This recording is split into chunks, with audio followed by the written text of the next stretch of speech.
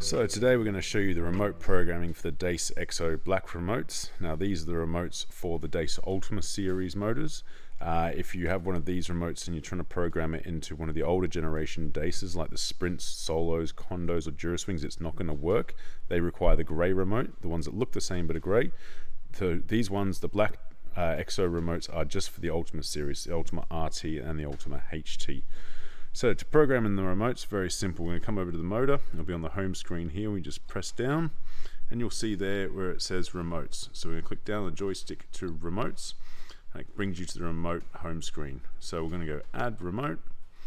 Now it goes through program and method. Teach single function. We're going to go set. And that single function we're going to teach is trig, which is for trigger. So it means one press, one open. So we're going to set that. It says hold joystick up and press any remote button. So we're going to program in the green button up here. So what we're going to do is going to push the joystick up and away from us, like that. And you get the message saying accepted to say that it's done. So we're going to go out of here. Go back out of here again. Exit again. Press the remote button. And away we go. All done.